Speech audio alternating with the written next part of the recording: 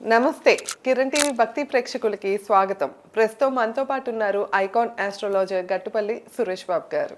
నమస్కారం గురుగారు. జై శ్రీమన్నారాయణ. గురుగారు, ప్రతి రాశికి కూడా నరదిష్టి నరఘోష తగిలితే గనక వాళ్ళు జీవితంలో ఎదుగుదలను చూడలేకపోతూ ఉంటారు.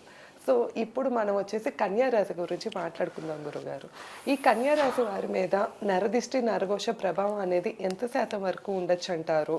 వీళ్ళు అభివృద్ధి పరంగా వెళ్ళాలి అంటే కనుక జీవితంలో ఎలాంటి స్టెప్స్ తీసుకోవాలి, కొన్ని సలహాలు ఇస్తారా గురుగారు? ఖచ్చితంగా ఉత్తర, హస్త, చిత్త ఈ 3 నక్షత్రాల కలయితో ఉన్నటువంటి రాశి కన్యారాశి. ఈ కన్యారాశి వారికి మీద నరదిష్టి నరఘోష శత్రుభయం కూడా చాలా ఎక్కువగా ఉంటాయి. వీరి మీద చేయించే క్రియలు కూడా చాలా ఎక్కువగానే కనిపిస్తూ ఉంటాయి. ఎందుకంటే కనుక కన్యారాశి కాబట్టి.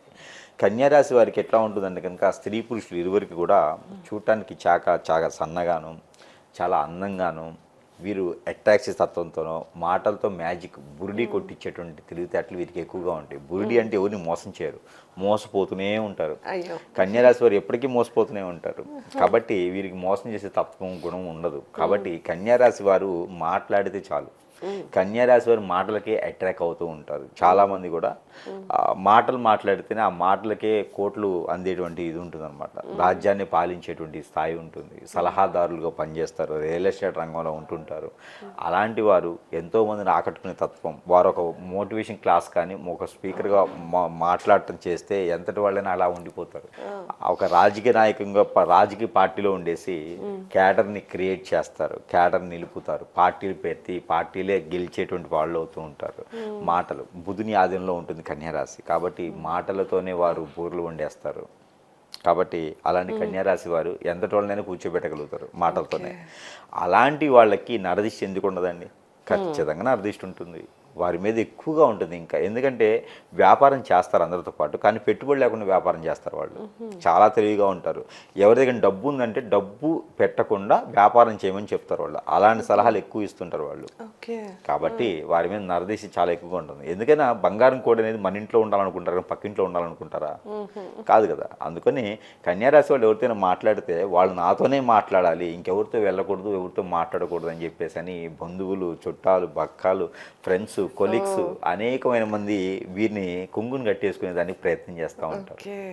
ఆ కట్టేసుకునే తరుణంలో అనేక రకాల క్రియలు, ఒక్కొక్కరు మందు పెడుతుంటారు, నరదిష్టి ఉంటుంది, అలానే శత్రుపీడ ఉంటుంది, అలానే కట్టప్లా పడుస్తూ ఉంటారు. వీరిని ఇబ్బంది పెడితే కదా వీరి దగ్గరికి వచ్చేది. ఆ విధంగా ఇక వీరికి చాతబడి హిప్నటిజం బాగల్ముఖి చేయిస్తూ ఉంటారు. ఎవరొకరు వాళ్ళకి నచ్చినటువంటి విధంగా వారు చేయించి దగ్గర పెట్టుకుంటూ ఉంటారు కన్యారాశి వాళ్ళని.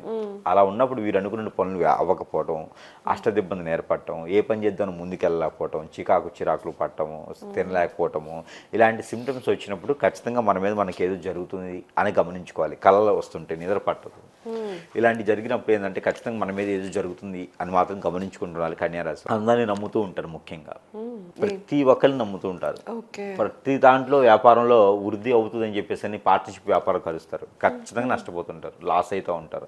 ఇక ఈ కన్యారాశి వారైతే కనుక తులారాశి వాళ్ళని పెళ్లి చేసుకోవచ్చు. అలానే ధనుసు రాశి వాళ్ళని కూడా అంటే అది అభిప్రాయాలు చూసుకొని చేసుకోవాలి. ధనుసు రాశి వాళ్ళు మిశ్రమంగా కనిపిస్తుంది, శుభఫలితాలు అనేది కాదు. మకర రాశి వాళ్ళని కూడా వీళ్ళు పెళ్లి చేసుకోవచ్చు. అలానే వీళ్ళు మేషరాశి వాళ్ళని కూడా పెళ్లి చేసుకోవచ్చు, కుంభరాశి వాళ్ళని కూడా చేసుకోవచ్చు. అలానే కర్కాటక రాశి వాళ్ళని తప్పితే మిథున రాశి వాళ్ళని కూడా పెళ్లి చేసుకోవచ్చు. కానీ అట్రాక్షన్ భావం అయితే ఉంటుంది మిథున రాశి వాళ్ళతో. పెళ్లి వరకు వెళ్ళేటువంటి తత్వం ఉండదు. ఒకవేళ చేసుకుంటే కూడా చేసుకోవచ్చు. మిశ్రమ ఫలితాలు అయితే ఉంటాయి. లవ్ మ్యారేజ్ సక్సెస్ అవుతుందా? ఖచ్చితంగా లవ్ ఉంటుంది, కానీ మ్యారేజ్ వేరే ఉంటుంది. లవ్ మ్యారేజ్ ఉండదు, లవ్ ఉంటుంది ప్లస్ మ్యారేజ్ ఉంటుంది, కానీ వేరే వాళ్ళతో ఉంటుంది. మ్యాక్సిమం 99% వీళ్ళకి లవ్ అనేది సక్సెస్ అవ్వదు. ఒకవేళ చేసుకున్నా కూడా తుమ్మితే ఊడి ముక్కులా ఉంటుంది.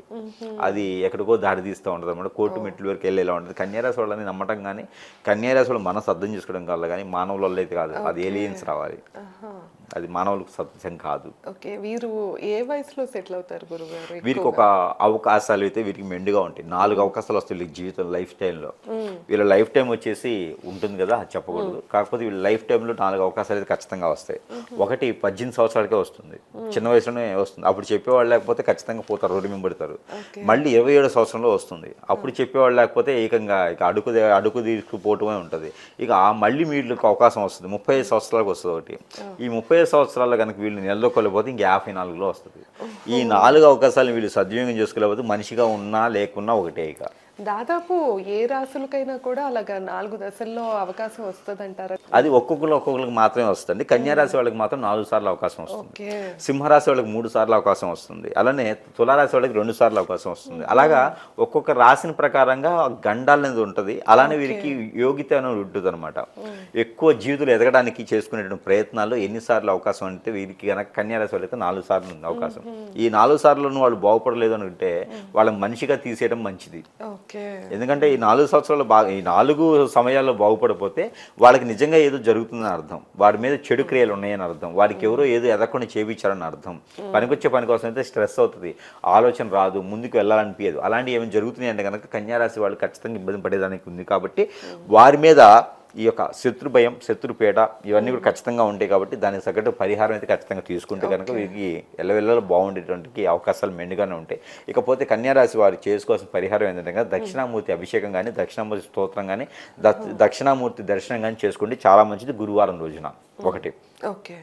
రెండోది విష్ణు ఆలయంలో కనుక పులిహోర నైవేద్యంగా పెడితే వీరికి అన్ని రకాల సానుకూల వాతావరణం కనిపిస్తుంది. బుధవారం లేదా గురువారం రోజు పెట్టవచ్చు. ఇక సుబ్రహ్మణ్య స్వామికి అభిషేకం చేసుకోవచ్చు. రావి చెట్టు దగ్గర కానీ, మేడి చెట్టు దగ్గర కానీ వీళ్ళు సాయం సంధ్య వేళలో శుక్రవారం రోజున దీపారాయణ చేస్తే కనుక అష్టైశ్వర్య ప్రాప్తి కలిగేలా ఉంది. కాబట్టి ఆ ప్రయత్నం అనేది వీరు చేయొచ్చు. ఎలాంటి ఆలయాలను పెట్టుకోవచ్చు అంటే కృత్రిమ ఆలయాలు కాకుండా ప్రాచీన ఆలయాల్లో కనుక ఈ యొక్క నైవేద్యం పెట్టినట్టయితే వారికి అన్ని రకాల సానుకూల వాతావరణం లభ్యపడుతుంది. కాబట్టి ఇలాంటి ప్రయత్నాలు కూడా చేసుకొని వీరు అదృష్టవంతులు అయ్యేదానికైతే ఎక్కువ అవకాశం కనిపిస్తుంది. కన్యా రాశి గురించి అయితే మనం ఎన్నో విషయాలు ఈ వీడియోలో తెలుసుకున్నామండి. ఇంకా మీరు ఎలాంటి సమస్యతో ఇబ్బంది పడుతున్న గురువుగారిని సంప్రదించాలి అంటే కింద స్క్రోల్ అవుతున్న నెంబర్కి కాంటాక్ట్ అవ్వచ్చు. ధన్యవాదాలు.